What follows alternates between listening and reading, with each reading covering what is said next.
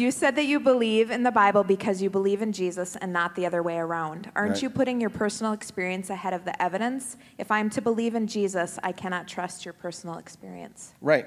No, I don't believe in the Bible because of personal experience, or at least that's not the driving thing. Here's what I mean by this. I mean, usually what happens, and this comes out in Letters from a Skeptic, my dad raised this point, usually people try to prove that Jesus was the Son of God by quoting the Bible, which is wonderful if a person already believes in the Bible, but if they don't, that's not going to get you a lot of ground. And so what I do is I start just from history. Forget the Bible being inspired.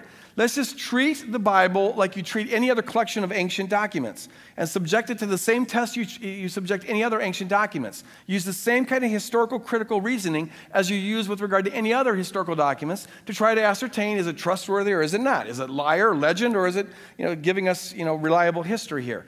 And so my approach is historical, and on the basis of that, as I shared earlier, I came to the conclusion that these guys were conveying to us reliable history. So I believe in Jesus primarily because of the historical evidence, combined with, as I shared before, this intuition about the purpose of life. Now, what I find interesting about Jesus is that, among other things, he clearly believed in the Old Testament as being divinely inspired, and there's a number of teachings where he seems to anticipate the New Testament. The world will believe in me through your word. And he says the Holy Spirit will come and guide you into all truth. And there's these indications that, and I think it makes sense, that the pattern in the Old Testament is that God acts, and then the writings interpret the acts. So you have action and interpretation. And it's written down because God is building a community of people who are getting this to pass on to the world. It'd be odd if God all of a sudden, when he acts most decisively, he doesn't provide any supporting documentation. That's been the pattern all along. And so it makes sense that he would do that, and I have evidence that Jesus anticipated him doing that. The Holy Spirit will lead you into all truth.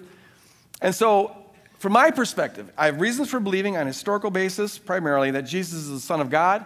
He endorses the Old Testament. He pre-authenticates the New Testament. So I, since he is now Lord of my life, am going to accept his view of the Old Testament and accept what I think was his view of the New Testament, and live by the canon. So I believe the Bible's inspired, not because of personal experience, but because Jesus did, and he's Lord of my life. There have been times where I have really wanted to back off that, to be honest with you. There's parts of the Bible that I don't like very much.